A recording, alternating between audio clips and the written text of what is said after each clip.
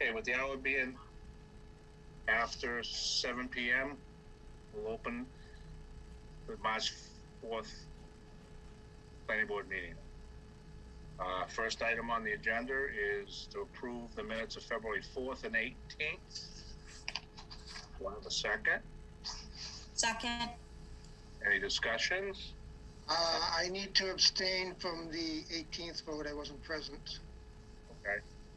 All right. The first one on the 4th, like that is we'll vote that. All is in favor of the Jack?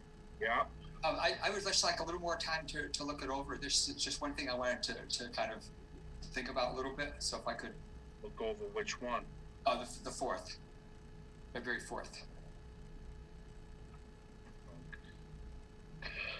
Okay, is there an issue or? No, it was a complicated meeting. I just wanted to look at it again a little bit more. So pardon me on that. I mean, it's been hanging out for months, but all right, we had a second. So, all right, let's start again. All right, I will take my motions off the table. Do I have a second for that, Katie? Second. Okay. All right. Now we're off because we didn't vote on. Okay. We will delay February 4th, so I'll make a motion on February 18th meeting notes. Second. Second. Any discussion on those? Not with there being none. All those in favor? Katie? Aye. Phil? Aye. John? Abstain. Sarah? Aye. And Jack, aye. So it's 4-0-1. Okay. And, oh, good. Right into the continued hearing of 1363 Main Street. That being said, I guess who would be represented? I assume Saeed. Yes, I'm here, Mr. Chairman. Okay. All right. The last time we left, we had some discussions, and I want to read anything we have up to date for you. And you had the Board of Health at their meeting March 3rd, voted unanimously to relate their comments of January 5th. And pretty much it's what they had said before. Work with Norfolk mosquito control and to mitigate any mosquitoes and so on. And they talked about the bite racks that we had discussed. The next one is from Over Appeals, dated February 2nd. It said the above referenced property was previously before the zoning board. It was granted a relief, and it can be found in their website decision. March 3rd from the police department, Luke Paulon, officer, and it said Walpole Police would ask if a lockbox would be attached to the main entrance for emergency access. Also, there's adequate distance for vehicles to enter the parking garage and to prevent backups on Main Street. And so he agreed with that. And the lockbox, I think you get the same thing you'll have from the fire department. They asked you about that before, I believe. Yeah, we noted that during our zoning process. The fire department did ask for that.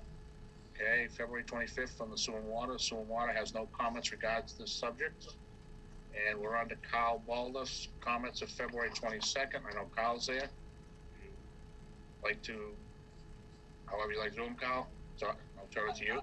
Good evening to the chair, members of the board, Carl Waldorf, town engineer. And I did deliver a memo February 22nd after the applicant's most recent plan resubmission and his memorandum, or their memorandum, I should say. And I noted that really almost everything that I had noted previously was addressed. The plans are very clean, and that I have several small items that needed to be addressed as before approval or as a condition of approval. Those items were that a set was missing a revised existing conditions plan, and that should be included in the final set. We also noted that it appeared like stop signs were required at both driveways exiting onto Route 1A, so a stop sign and a stop bar should be added. I noted that an additional sheet or at least some location on the existing sheet should be provided for the decision to be printed in the approved set. And there's a lot of opportunity on the existing sheets. So it depends on either the board's or the applicant's preference whether they want a sheet added or whether they can put it on one of the existing sheets. And then I did notice that I carried forward some special items that actually have been included in a draft decision about the Mass DOT access permit, also about sewer and water abandonment, and if all those access permits are required, the applicant will have to do his own and help us do one because the water and sewer is in the town's name. And then finally, we want an as-built copy and PDF and AutoCAD when the project is complete.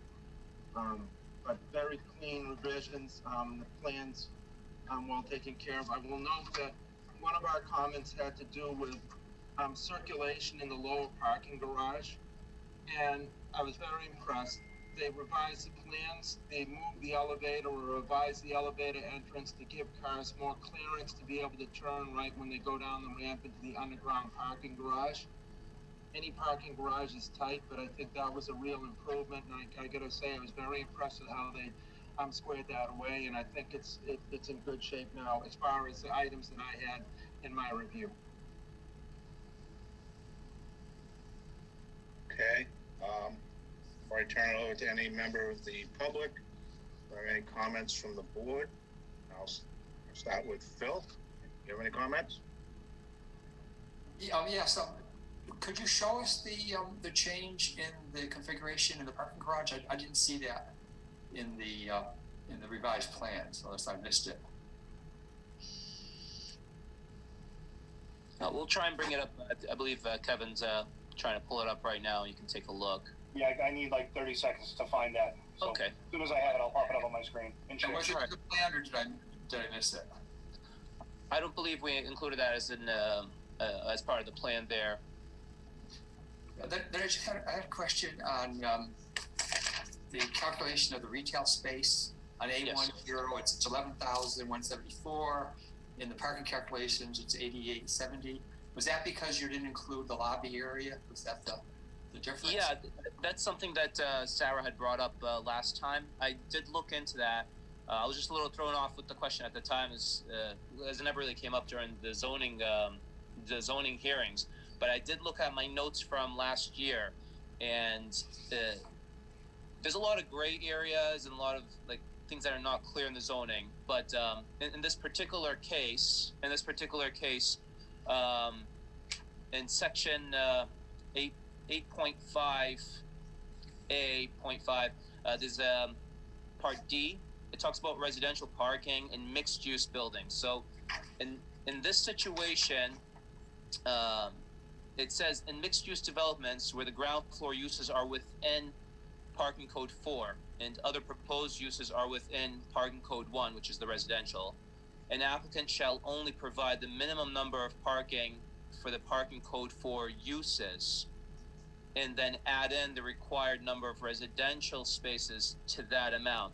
So in our particular situation, we really can't just rely on Code 4 itself as it's described in Table 8.3.1, because we are in a mixed use. So the authors of the zoning bylaw probably expected a situation where we're going to have a mixed use building. So we, by nature, are going to need parts of that ground floor to give access to the residential units. So we have the lobby, we have the parking garage, entrance, and so forth. So with that said, we have to use the minimum, which we agreed on last time, but beyond that, we have to go after whatever the Code 4 uses are in that ground floor. And then we add on the Code 1, which is, we have sufficient for that. So that's where there was some discrepancy in that. Why were we using the 8,700 and change square feet? That's because that's what's used for Code 4. So that's why we gave the 18 parking spaces, which is the minimum, which is also required for that space. And then it goes on in the beginning that just the intent of the bylaw, like we were saying last time, at the end of the intent, it says by creating environments that contain a mixed a mixture of uses. Less parking is needed than in single-use scenarios. I mean, it's encouraged to go with the minimum. It's encouraged to use mixed use. But I hope that answers that point that came up with Sarah last time. I mean, I think it's good to go for the minimum where environmental. Yeah. I think that's the direction. Minimize number of cars, but just to answer the question then, so you excluded on the ground floor the square footage for what you consider the common areas, basically the residential. Yeah, the residential lobby takes up a lot of space. The driveway going into the parking garage takes up a lot of that space. It wouldn't make sense to provide parking for it, and it seems like the zoning bylaw in mixed use situations encourages us to do this. It even goes on, and this is what I was trying to avoid during the zoning process. I didn't want to, basically stub my own toe and have to get another special permit. It even goes on in Part D. It says an applicant may apply for a special permit to the Board of Appeals to use more than the parking for Code 4 parking uses in addition to the required residential spaces. And it says, in addition to the standard criteria for approving a special permit, the Board of Appeals shall only approve this application if it finds that surplus of parking on a particular site will benefit the neighborhood as a whole. It's just every time I read anything more, it just keeps discouraging me from wanting to continue getting like excess parking or more parking. It would even require a special permit. So without having to trigger a special permit in that sense, that's how we're interpreting it based on that Part D. That's how it describes it for mixed use. Yeah, no, if it was strictly just commercial, then it would be a very different situation. Yeah. I wasn't suggesting that you do more parking. I just wanted to understand how the calculation and. Yeah, the 8,700 is pretty much the leasable commercial retail space that we have on that ground floor. Okay, thank you. And you want to do the? All set. All right. Thank you. You want to do the chart? Oh yes. Sorry. Yeah, Kevin brought that up. He'll I just had another question after that. Yeah. Sure, no problem. Can everybody see my screen? Can you see the turning exhibit here? Yes. Okay. All right. So what we did, as Carl was talking about, we had to shift the elevator in the mechanical room for the elevator itself around a little bit in order so that we could get the car to make the 120-degree turn as it comes down the ramp here to be able to make the turn to get access to these parking spaces on the right here. It is tight. It is a parking garage, but the turning templates here are conservative. There's factors of safety built into these turning templates. It's also a 19-foot long vehicle. You're looking at something of the likes of Chevy Suburban making this turn. We all drive big cars, but not all of them that large. So as the smaller cars, we'll have an easier time making that turn into the garage there. Thank you. Welcome. And then I think we covered this before, but I had a question on the snow area that would be on it's the chart labeled snow.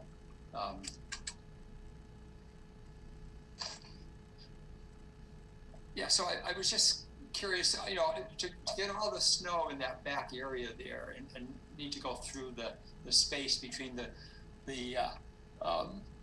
two islands there. Is that something that you would need a back loader for, or can that really be plowed over there? What's the thinking of that? No, I would think that the way the parking lot is set up, a plow truck would come into the property and push everything into, this turnaround area in here. It may require a small bobcat if there is excess snow in order to move it further back in behind the building here, but the way the parking lot is kind of set up, it really lends to a plow truck coming in and pushing all the snow just into the back turnaround and then pushing it off into the off the pavement areas here.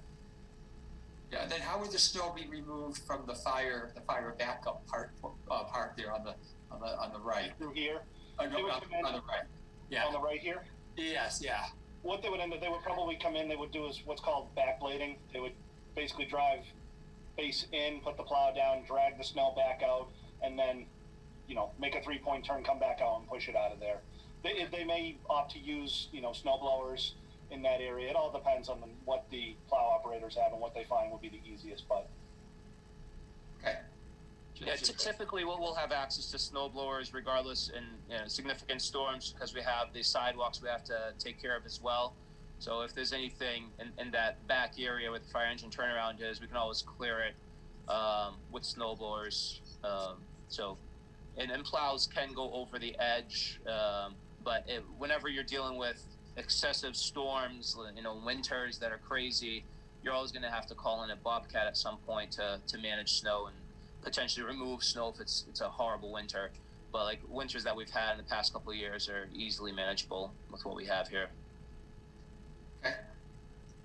And if I were, as Carl mentioned, most of the things that were brought up have been fixed. So thank you for that. The last question I had was on the again, this would be on the landscaping, on the it would be the L1.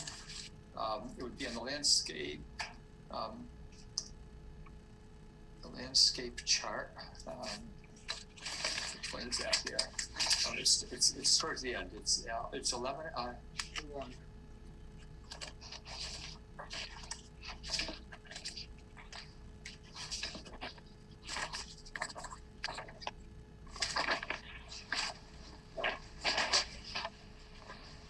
You looking at L1, Phil? Look at L1. L1 area on the landscaping chart. Unfortunately, I didn't mark which chart that was. So give me 1 second here. I think it was CE11.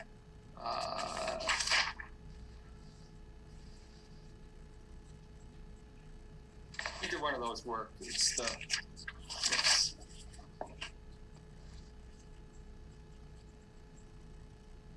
Yeah, so it's L1 is what it is. Okay, on the landscape. Yeah, we got it up on the screen. Yeah. And if you go up to back to the left to the diagram where there's L1. Okay. I think on one of the charts I looked at, it didn't show what it was. So okay. So in your calculation of the 10% for the parking, which of those areas was it using that? Is taking the 2 spaces on each side of the island? Yep, that's correct. We calculated for this space here. Yeah. This space here. Yeah, and then running down the side to the last parking space here, down on the low side of the retaining wall. Okay, you didn't include the island in the front there, then?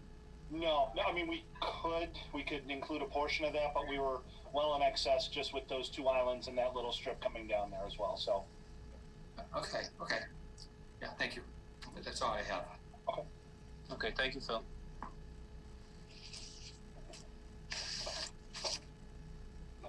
John?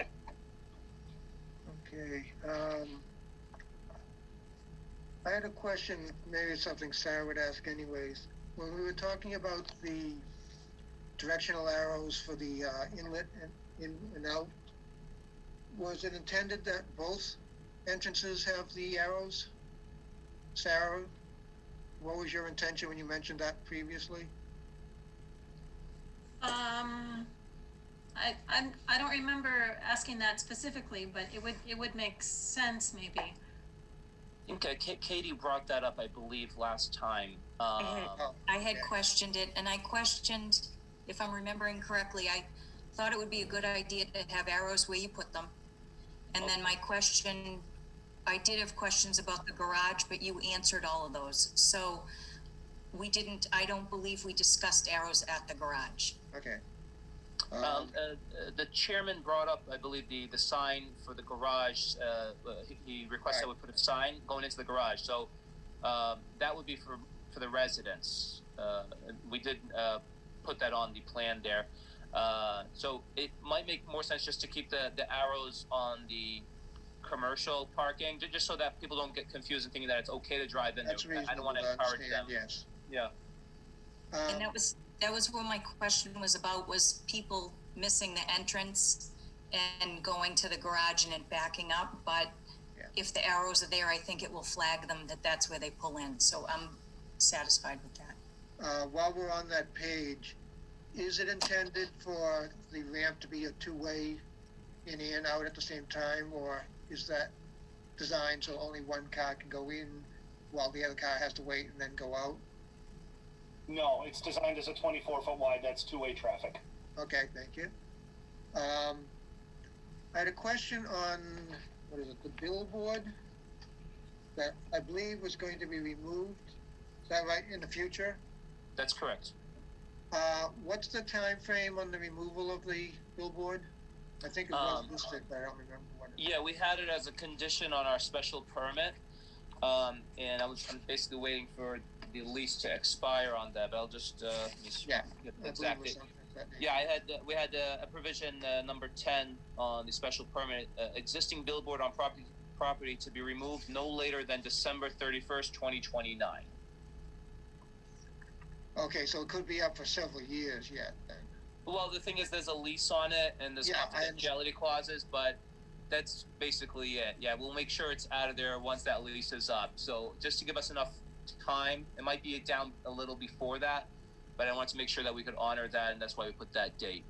Does that create a issue for the sight distance as you're entering or exiting the lot? No, it shouldn't. It's pretty high up there. There's just two. Oh, it's up high. Okay, thank you. Oh yeah, it's pretty high. Yeah, it doesn't. It's a good 20 feet high. Several of my other questions Carl handled, but on the lighting plan, A10, A1.0, Yeah, we'll try and bring that up.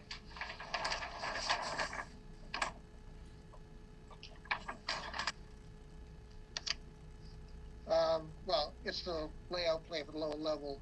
It's easily noticeable there. There's a door in the back left corner of the building. Oh yeah, just hold on one moment. Let's make sure we bring it up. So, Kevin, we're looking at That'll fit. The door, yeah, okay, yeah. not that one, but the other corner. That one over there, yeah.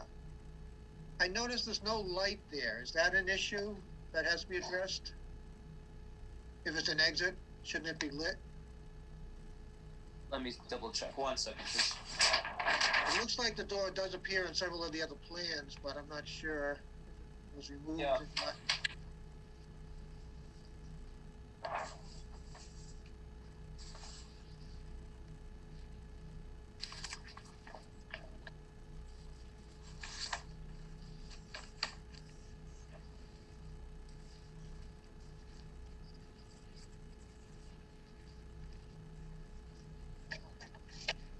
I believe at that rear exit, to the right, there is a light on the top, if I'm not mistaken. On that one, yes. On top of the The door, one on yeah. the left.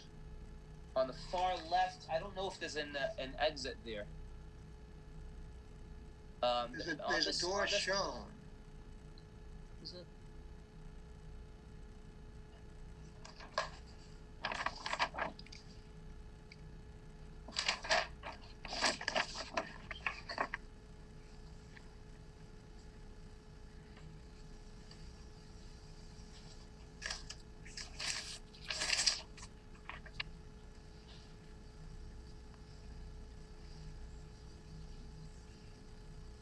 Yes, you're correct. There is a door there. I believe the light on the far right can light that area, but we can add a light if it's needed. That shouldn't be an issue. I don't know About if that's a every safety door- issue, if that's a emergency exit type door, you'd think there should be some light there in case it had to be used. Yeah, no, Is that's only access from the retail floor, right? that's only Yeah. for the retail, and typically they'll be able to exit from both doors if they have to, but during construction we'll make sure there's a light there that just we'll make sure it's not on the plans. You're correct. I don't see it there on the lighting plan, but it's something we'll definitely incorporate into there. It's not an issue to add that in if we have to. Okay. I believe that's the only issues. Good eye on that, John. Yeah. All set. All right, thank you, John. Put on the papers. All right, Katie? So most of my concerns, all of my concerns were addressed from last meeting. So, and I was happy with the revisions. I just have a question about the snow storage. When we had discussed it, the way I remembered it was most of the snow was going out back, and you reflected that on the snow storage page. I was concerned with the snow storage out front, especially in front of the building, just because if we have a winter where we have a substantial snow, it could obstruct view because the building's not set back that far. How you said most of the snow, you'll come in the driveway and you'll push it to the back. So where's the snow coming from that would be out front? In the front, I would envision that just being the walkways to the front doors here and the walkway out to the sidewalk along the street here. Okay, I don't know if we could maybe put a condition in there that says just not to obstruct view. Just because the building is pretty close to the street, and if you're trying to pull out there, the cars are going pretty fast on the main road. So I think if you can't see, it could be an issue. That's 100% correct. I mean, we'll make sure they stay low. Typically, when we're plowing, we'll have the snow blowers go at it and throw the snow towards the driveway, and then the plows will carry that snow to the back. But we would love to have that on there as a condition. No problem at all. It makes 100% sense. And I have nothing else. I think it looks good. Thank you. All right. Thank you, Kate. Sarah? Okay, thank you. So I like the changes that you put forward. A request on the cover sheet, can you note that it's a site plan review and that it's a mixed-use building? Sure, we can add that in. Okay. And regarding the signage, so I see you added the location type and details for some signs. I still didn't see a sign for the building name or anything. So you're not having that? You're not interested in having a sign? What we've decided, we talked it over. I talked it over with the engineer and architect. What we're feeling right now is, without having to come twice back to the planning board, we have to wait and see what we're going to have for businesses, potential tenants, and based on their specific needs, because every business is going to have a different need for a sign. They would have to obviously abide by the zoning bylaw and the and everything that's in there for what we can put up for signs. But we would come back to the planning board if it's once we know what type of tenants we're going to have. If it's retail or national store or just offices, it's going to be very different signage. So we don't want to waste the board's time or put too much effort into it and then it not even happen. But we would come back to the planning board for once we have the right tenants in there and everybody's ready to go. We'll definitely come back to the planning board and show you guys what we have. Okay, that sounds good. Maybe we can just add a condition, that no building sign has been approved or some kind of language indicating that. Yeah, that would make sense. That would make sense. We're good with that. Okay. And I'm glad you went through the garage parking. I'm glad John had mentioned that. I had it in my notes, but I missed it when I went through. So that's a tight move, but I'm glad that you did revise that and show that, we can make that turn. A question on the ramp going out into the garage. Do you have the grade on that ramp?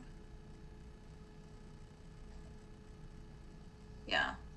And or just ask the town engineer if he's comfortable with whatever grade is shown. I am, through the chairman, I am comfortable, and there was a considerable amount of discussion and revision involved with the grading of that ramp during the special permit review. And we got it about as good as we can do with that. Ideally I'd like to have that thing at 2%, but for this type of thing, we can't do it. It was steeper when Saeed first submitted. They reworked it. Not only did they do that, they reworked the site grading to make that entrance better. I am happy with it, yes. Okay. It's as good as we can do. Okay. Okay, great, thank you. Okay, and then I was able to take a look at the ZBA approval, and I noticed that they had requested a no parking to be painted on the pavement, and I didn't see that on the plans.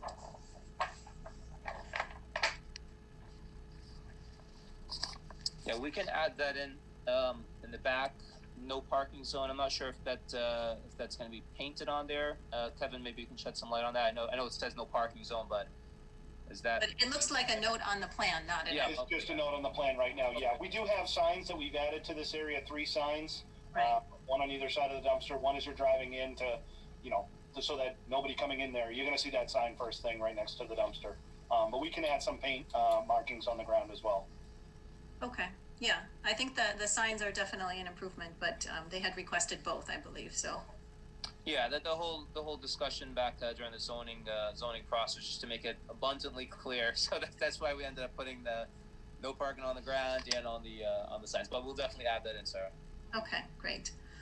And then another thing from the ZBA, part of the approval is that you will install concrete stops or pylons at those parking spaces that are next to the retail. Yeah. So it looks like it's just the curb. Are you planning to add pylons or? We're most likely going to end up putting in the tire stops there. For our purposes on the site plan, we didn't put the pylons there, but the tire stops will do the same thing that the pylons will do. So we're probably just going to put the tire stops on for that one.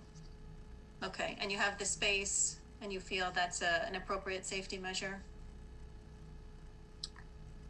Kevin, you want to answer that? I believe it is. Yes. We're not just going to have the kind that are placed on the ground. Typically, when we spec wheel stops, they're actually not bolted to the ground, but there's usually a piece of rebar that's driven through and into the pavement below, so they can't just be pushed off or picked up and moved away. They're a very good, safety measure before somebody hits the curb. And it is a 6-inch curb reveal in that area too. So between the tire stops and the curbing, we feel it's a safe measure. Okay. Is that something that you were planning to add to the plans, like before our signature? I can certainly add the wheel stops in a detail, and actually graphically show them on the plan and add a detail to that. That's not a problem. Okay, great. Okay. Okay, and then I was just curious, on the parking, so you had noted that you have 3 handicap spaces that are required for the project. Do you have that breakdown, commercial versus residential? I don't believe in the zoning bylaw. It denotes where they have to be. What's going to go for the commercial, what's going to go for the residential. So we didn't have any guidance, I don't believe, on that. I don't know if Kevin has anything to add to that. So for the retail spaces, there's only 18 required parking spaces. Yeah. So it would only require 1 accessible parking space. So that was our thought, to have the 1 accessible parking space on the surface be for the 18 spaces that are very much likely going to be used for the commercial space. And then the 2 in the garage are for residential use. Okay.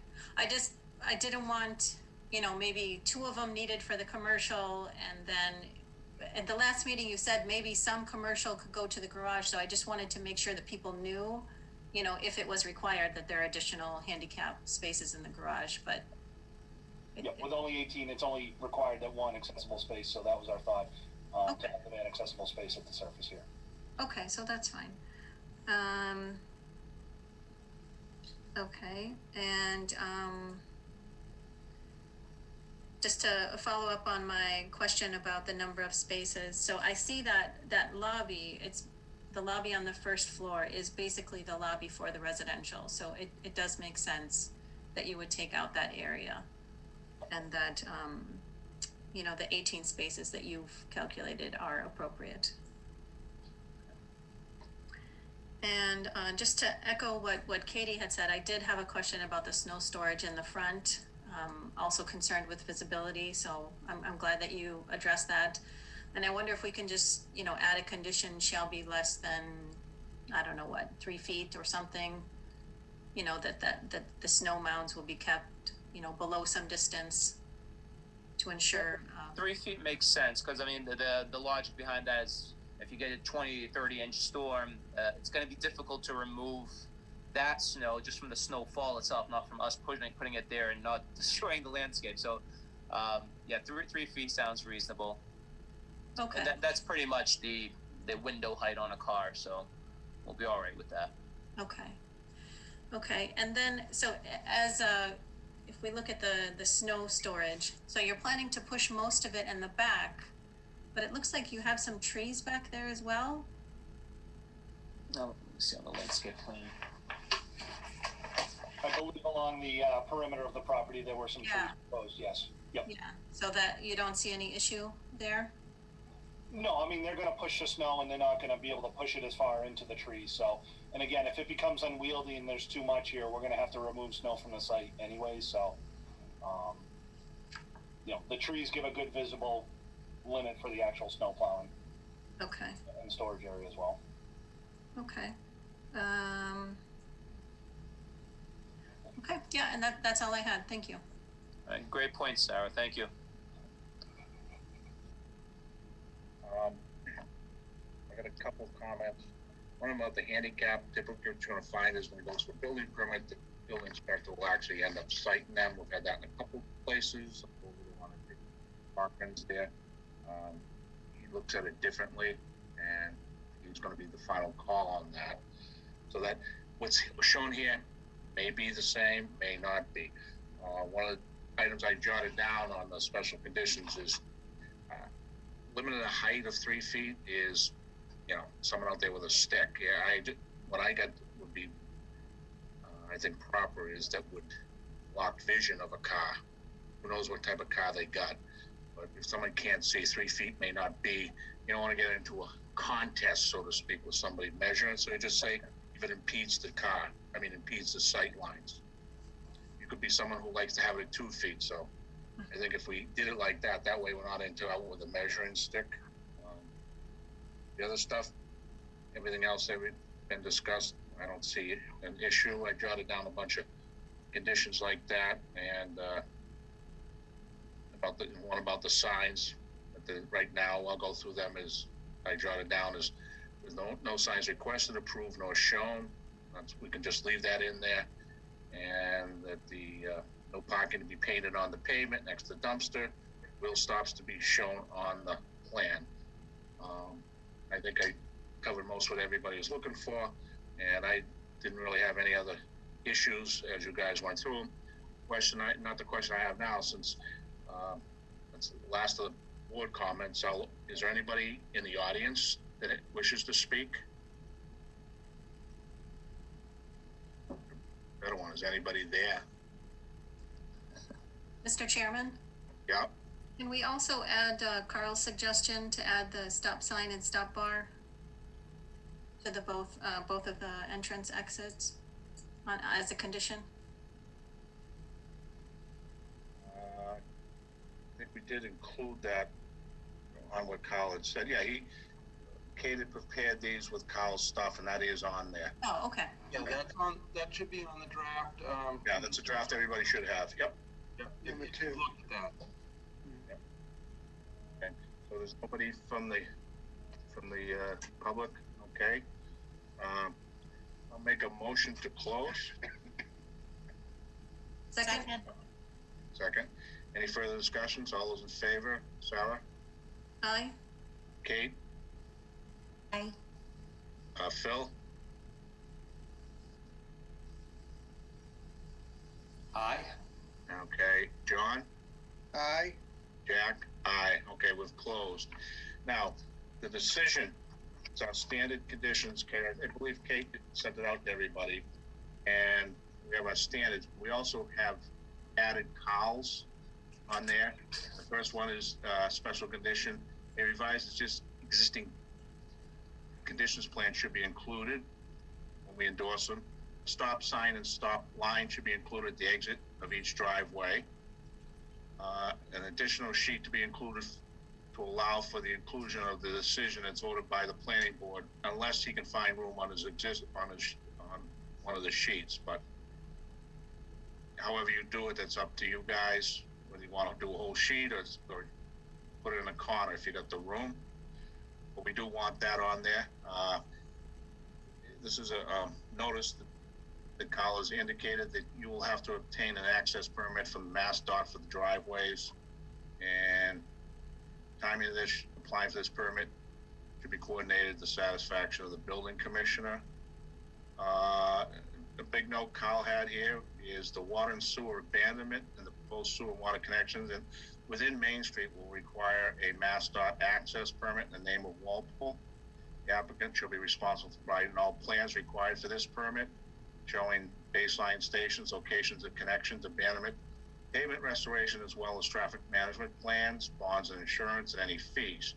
The responsibility for providing everything in the permit will be the applicant's responsibility. However, the town will agree and assist in an administrative capacity. Number 6, Carl had is an as-built hard copy PDF AutoCAD submitted, reviewed to the DPW prior to the functional occupancy, which you're not going to go down and give it on Washington Street. You're going to give it to Carl as he works for the DPW. And I had here the snowbanks at the driveway entrances, exits must not impede the sight lines for automobiles. And I'm not 3 feet. I just rather say not impede. Does anybody have issues with that one? No. Okay. And at the present, as I said before, there are no signs requested, approved, nor shown. So that way they can't put them up, and they know they have to go get one, but at least we're stating the fact here. And that the no parking, as was said, to be painted on the pavement next to dumpster, and wheel stops to be added to the plan. And that was all our special conditions. The light at the back, I missed that one. What's that one, John? light at the back corner entrance or exit. Okay. Okay, a light at the back corner entrance to be provided. Okay. And was there anything else? No. Okay, I'll make a motion to approve this site plan. Case number 21-01. Do I have a second? Second. Second from Phil. Okay, all those in favor? I'll start with Phil. Phil? Aye. John? Aye. Sarah? Aye. Kate? Aye. Jack? Aye. All right. 5-0-0. And when you get your plans together, everything on it, you can bring them back. All right. Thank you, Mr. Chairman. Thank you, all board members. Thank you. Thank you. Have a good night. Thank you. Thank you. Good job. All right. Next appointment, Renmar subdivision. And we have from Legacy Engineering dated the 26th of February. Okay, and on behalf of the applicant, please accept this as a request for continuance of Al Sarabi hearing on March 4th without discussion at your first meeting in April. We're investigating comments received from town engineer and addressing other comments of the fire department, conservation agent. In addition, please accept this request for extension of time up through April 30th, 2021. So that being said, I'll make a motion to allow the applicant to extend up through April 30th, 2021. Do I have a second? Second, Which one are we doing now? Sarah. Al Sarabi? El Sarabi. Oh, I jumped, I'm sorry. But we're past him anyway, so. Okay. I picked up the wrong paper. Okay, we have a second. Okay, all those in favor? Shara? Aye. John? Aye. Phil? Aye. Jack? Aye. Katie? You missed me. Oh, I didn't. Aye. Oh, God. All right. All right, we'll do this one then. So continue to what date? Kate Delaney, April 4th. April 1st at 7:15. Okay, All right, this will be continued to April 4th at 7:15. April 1st, April 1st, April 1st. Oh, April, oh, look at the March calendar, it's like April, what did he say? Oh, first meeting in April, I'm sorry. Okay, this will be continued to April 1st at 7:15. And there'll be no further notice or notifications to anybody? Yep. All right, so we got that. Now, we have a request from Dronin, Taccio, and Morgan, and it says, are you aware we represent the Bristol Brothers, and with respect to the pending application subdivision in Renmar Ave, we request further continuance of the public hearing on the application until your scheduled meeting on May 6th. And if I understand it from a note here, Kate, we don't need extension. Nope, we're just gonna bring them in at 7:15 on May 6th. What are they good to for extensions though? May 30th. Oh, May 30th? Okay. So we'll continue this one until May 30th on No, May 6th, May 6th, I'm sorry, May 6th at 7:15. 7:15. Okay. All right, so that takes care of that. Those three items. All right. Now we have the issue that I brought up is, and it needs to be addressed. And what I'd like to say is it appears that our board and the town may have a potentially grave issue. It was brought to my attention that we have a member that failed to swear in before participating in some of the meetings. And I did verify this with the clerk's office. I've not had time to research potential issues and liabilities of the meetings in question, but this is an issue for Copeland and Page. So that's what we have right now. Have any questions, comments?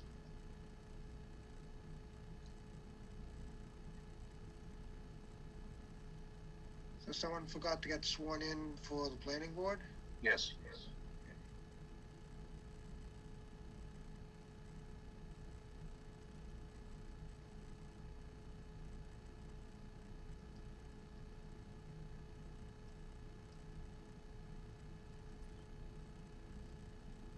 So is your question how it would impact votes?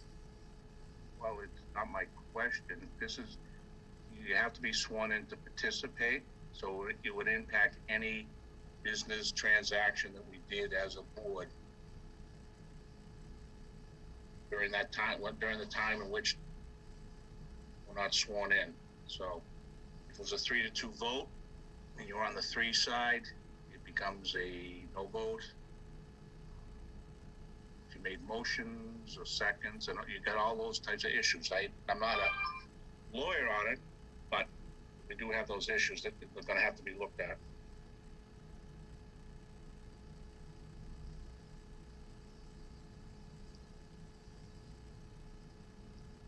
So, anyone else have any questions or comments?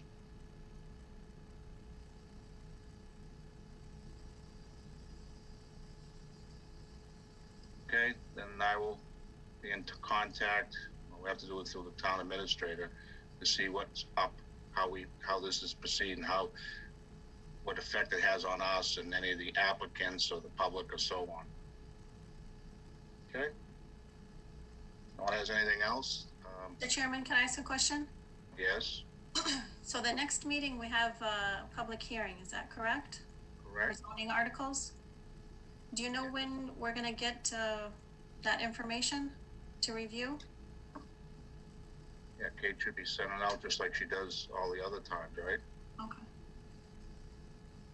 Okay. I mean, I'm here at the town hall tonight because I forgot all my stuff to print out and do it from home. And right down there, I saw the two maps hanging on the wall.